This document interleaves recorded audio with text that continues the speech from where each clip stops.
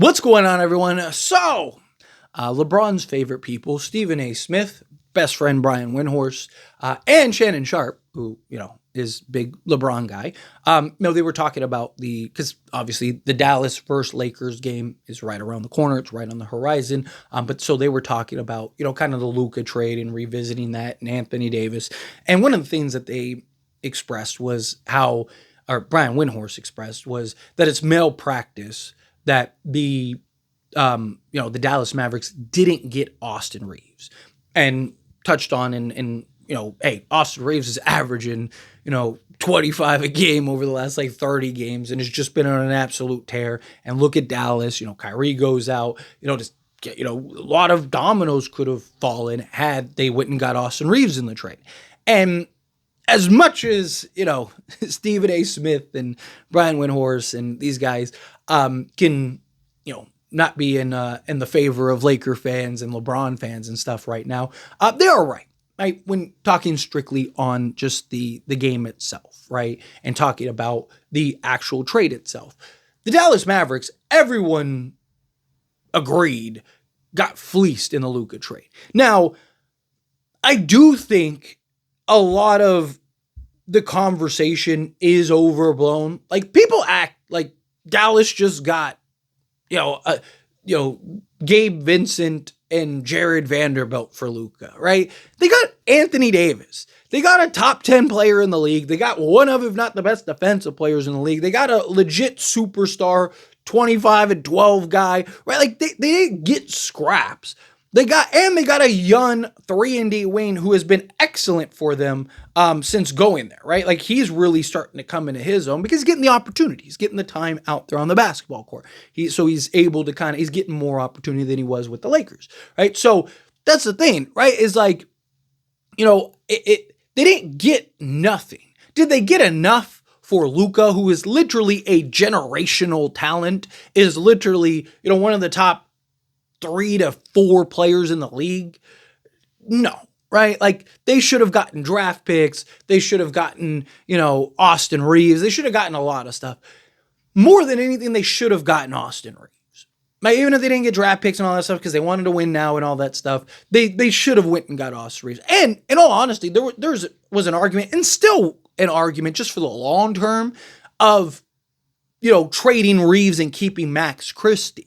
Right? Because Max Christie is kind of everything this team needs as far as a 3-and-D slotted alongside Luka. And you have Luka and Max Christie for the next, 10 years as your point and two, and just that defensive versatility, him knocking down the 3 ball, him continuing to emerge. You can always go get another star or whatever when LeBron departs and all that stuff. So there was an argument then. There's still an argument now, but I am glad the Lakers didn't give up Austin Reaves. Now, Lakers are going to have to make a decision and a choice this offseason on Austin Reaves, because Austin Reaves is going to get paid.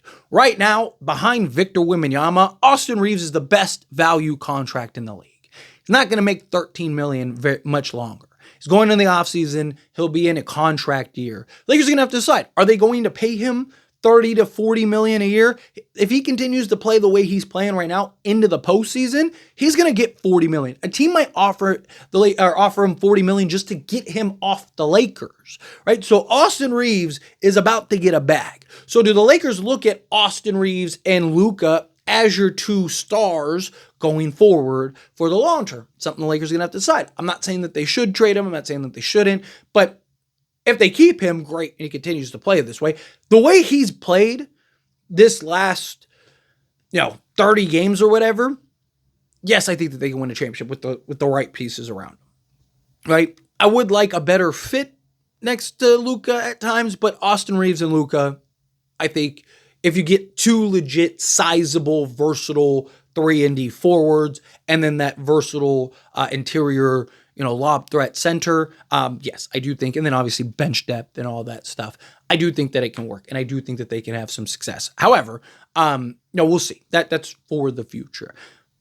But I'm glad that they didn't trade Austin Reaves, because Austin Reaves is still our best value tradable asset. Right? Lakers would get a great return for Austin Reaves. Not so much contract-wise, because Austin Reaves is making so little contract-wise, but asset-wise, yes, Lakers would probably get multiple firsts all of that for a guy in Austin Reaves, because again, he has been so good. Teams are going to look at it as like, okay, he's their third guy. What if he's our second or first guy, right? Like, is he a 30-point-a-game guy, right? Does he become a Jalen Brunson type guy where he's an all-star now and, you know, basically the engine of a team, right? Who knows, right? We'll see how that plays out. But Dallas should have gotten Austin Reaves in that trade. And nobody would have thought otherwise. Even diehard Austin Reaves fans would have been like, yeah, I mean, traded him for Luka, right? Like, no one would have thought any less of it. I would, again, if you would have traded Austin Reaves, I would have wanted Max Christie. I would have tried to keep Max Christie. So that way, at least you have Luka, Max Christie, you know, Rui Hachimura, Dorian Finney-Smith, LeBron, and Jackson Hayes, right? But, you know, the fact that the Lakers were able to pull that deal off without it giving up any key draft assets, without giving up Austin Reaves, and being able to maintain all that stuff to now go make moves in the offseason, to be able to keep Austin Reaves, to either use him to get more assets in the offseason or trade for a star or just keep him and have him be a key piece going forward, especially if the Lakers win the championship, right? Like, there's so many now potentials, opportunities, and the Lakers are in such a great position, unlike anything that they were prior, because of this trade. So this is incredible for the Lakers. And, you know, look, Brian Windhorst is right. That was absolute malpractice. Like, Nico trading Luka in and of itself, you knew was going to have major blowback. It was not going to be, you know, looked at in a positive light for Dallas. But to not get, you know, the Lakers' two best players, not named LeBron, right, in a trade for Luka, who's, you know, at the time 25, one of the 2-3 best players in the league, right? Yes, again, Anthony Davis, don't get me wrong, incredible talent, right? I do feel a lot of people act like Dallas just got a bunch of scrubs, right? They got a good return for him, but they should have gotten more, right? And that's where Rob Pelinka deserves a ton of credit, because he could have given up Austin Reaves, Anthony Davis, all of their draft picks, and everyone still would have been like, damn, Lakers fleeced, right? Everyone would have been like, give it up for Rob, let's go. Lakers got Luka for the next 10 years, right? Like, no one would have been like, they gave up too much for Luka. He's one of the few guys in the league that you can't give up too much for, right? Like, it just doesn't work that way, right? So given his age, how he's already one of the top guys in the league. But I just thought this was interesting. I wanted to talk about it, kind of hear your thoughts and opinions down in the comments. So let me know. As always, this is a discussion, so what do you hear?